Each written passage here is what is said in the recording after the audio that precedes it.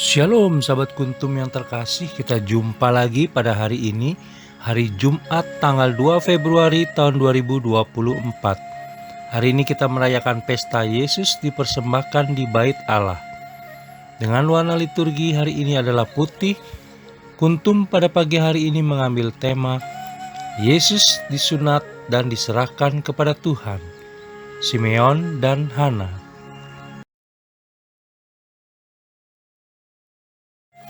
Struktur bacaan kita pada pagi hari ini terdiri dari bacaan pertama yang diambil dari kitab Maleakhi 3 ayat 1 sampai dengan 4, Mazmur tanggapan diambil dari kitab Mazmur 24 ayat 7 sampai dengan 10, bacaan kedua diambil dari kitab Ibrani 2 ayat 14 sampai dengan 18, bait pengantar Injil diambil dari Injil Lukas 2 ayat 32, dan bacaan Injil pada pagi hari ini diambil dari Injil Lukas 2 ayat 22 sampai dengan 40. Bacaan Injil pada hari ini sama dengan bacaan Injil pada hari Minggu tanggal 27 Desember tahun 2020. Dan struktur bacaan pada hari ini sama dengan struktur bacaan pada hari Kamis tanggal 2 Februari tahun 2023, hari Rabu tanggal 2 Februari tahun 2022, dan hari Selasa tanggal 2 Februari tahun 2021. Baik sahabat kuntum yang terkasih, saya akan bacakan bacaan Injil kita pada pagi hari ini yang diambil dari Injil Lukas 2 ayat 22 sampai dengan 40. Yesus disunat dan diserahkan kepada Tuhan, Simeon dan Hana. Dan ketika genap waktu pentahiran menurut hukum Taurat Musa, mereka membawa dia ke Yerusalem untuk menyerahkannya kepada Tuhan, seperti ada tertulis dalam hukum Tuhan. Semua anak laki-laki sulung harus dikuduskan bagi Allah. Dan untuk mempersembahkan korban menurut apa yang difirmankan dalam hukum Tuhan, yaitu sepasang burung tekukur atau 2 ekor anak burung merpati, adalah di Yerusalem seorang bernama Simeon. Ia seorang yang benar dan saleh, yang menantikan penghiburan bagi Israel.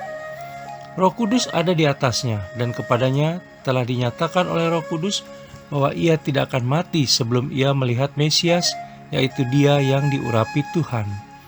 Ia datang ke Bait Allah oleh Roh Kudus ketika Yesus anak itu dibawa masuk oleh orang tuanya untuk melakukan kepadanya apa yang ditentukan hukum Taurat. Ia menyambut anak itu dan menatangnya sambil memuji Allah. Katanya, "Sekarang Tuhan, biarkanlah hamba-Mu ini pergi dalam damai sejahtera, sesuai dengan firman-Mu. Sebab mataku telah melihat keselamatan yang daripada-Mu, yang telah Engkau sediakan di hadapan segala bangsa, yaitu terang yang menjadi pernyataan bagi bangsa-bangsa lain, dan menjadi kemuliaan bagi umat-Mu Israel." Dan bapa serta ibunya amat heran akan segala apa yang dikatakan tentang dia.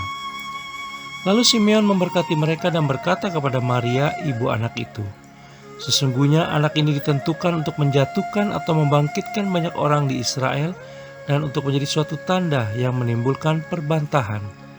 Dan suatu pedang akan menembus jiwamu sendiri, supaya menjadi nyata pikiran hati banyak orang."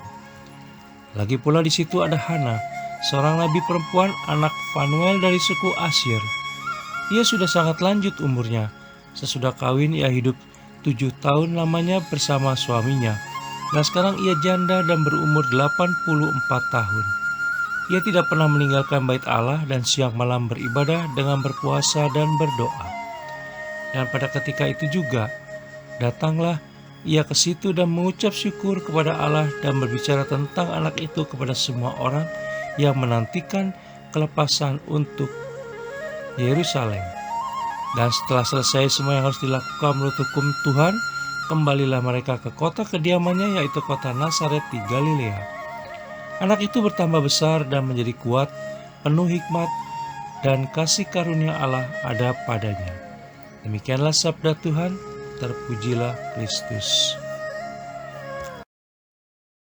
Sahabat kuntum yang terkasih, sebelum kita lanjutkan renungan kita pada pagi hari ini, jangan lupa menekan tombol like dan subscribe yang ada di bawah video kuntum ini, agar kuntum dapat terus berkembang semakin baik di masa yang akan datang.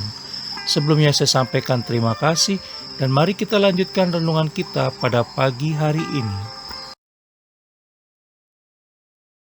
Sahabat Kuntum yang terkasih, dalam bacaan Injil pada hari ini yang diambil dari Injil Lukas 2 ayat 22 sampai dengan 40, Simeon yang digerakkan dan diinspirasi oleh Roh Kudus mencoba mengidentifikasi Yesus Kristus yang dibawa oleh Bunda Maria dan Santo Yusuf kepadanya. Apa reaksi Simeon ketika melihat Yesus Kristus? Kita bisa baca dalam Injil Lukas 2 ayat 27 sampai dengan 32. Simeon memuji Allah Bapa karena matanya telah melihat keselamatan Allah Bapa dalam diri Yesus Kristus. Kita bisa baca dalam Injil Lukas 2 ayat 30. Keselamatan yang dibawa oleh Yesus Kristus tidak hanya bagi orang Israel, tetapi juga bagi segala bangsa. Kita bisa baca dalam Injil Lukas 2 ayat 31 sampai dengan 32. Bunda Maria dan Santo Yusuf terheran-heran melihat kejadian tersebut seperti reaksi orang yang berhadapan dengan kehadiran kuasa ilahi. Kita bisa baca dalam Injil Lukas 1 ayat 21 sampai dengan 22, 63 dan Injil Lukas 2 ayat 18. Simeon lalu memberkati mereka seperti berkat yang diberikan Imam Eli kepada orang tua Samuel. Kita bisa baca dalam kitab 1 Samuel 2 ayat 20.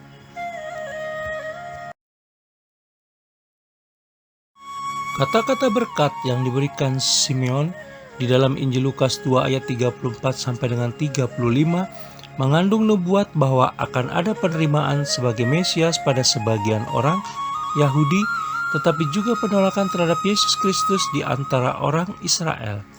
Kita bisa baca dalam Injil Lukas 2 ayat 34. Bunda Maria akan menderita karena melihat Yesus disangkal, dilawan, ditolak, dan akhirnya dibunuh, sebagaimana bisa kita baca dalam Injil Lukas 2 ayat 35. Nubuat ini mungkin pula terkait dengan jawaban Yesus Kristus kepada Bunda Maria dalam Lukas 2 ayat 49 dan Injil Lukas 8 ayat 19 sampai dengan 21. Sahabat Kuntum yang terkasih, sebagaimana nubuat Simeon, kita pun masing-masing diciptakan Allah Tritunggal Maha Kudus tidak tanpa tujuan. Dengan banyak cara maka Allah Tritunggal Maha Kudus membimbing kita untuk mencapai tujuan tersebut. Oleh karena itu, kita diajak selalu untuk menyesuaikan diri dengan rencana Allah Tritunggal Maha Kudus dalam menciptakan kita. Sahabat Kuntum yang terkasih, Bunda Maria dan Santo Yusuf telah menjadi teladan bagi para orang tua agar menyerahkan anak-anaknya pada penyelenggaraannya, karena Allah Tritunggal Maha Kudus sudah punya maksud sendiri untuk setiap orang. Tinggal maukah kita dibimbing oleh Allah Tritunggal Maha Kudus? Sahabat Kuntum yang terkasih, Bunda Maria dan Santo Yusuf telah menjadi teladan bagi para orang tua agar menyerahkan anak-anaknya pada penyelenggaraannya, karena Allah Tritunggal Maha Kudus sudah punya maksud sendiri untuk setiap orang. Tinggal maukah kita dibimbing oleh Allah Tritunggal Maha Kudus? Sahabat Kuntum yang terkasih, bila ingin lebih jelas lagi, silakan melihat kepada deskripsi yang ada di bawah video Kuntum ini. Dan jangan lupa menekan tombol like dan subscribe yang ada di bawah video Kuntum ini agar Kuntum dapat terus berkembang semakin baik di masa yang akan datang. Terima kasih, selamat pagi dan shalom.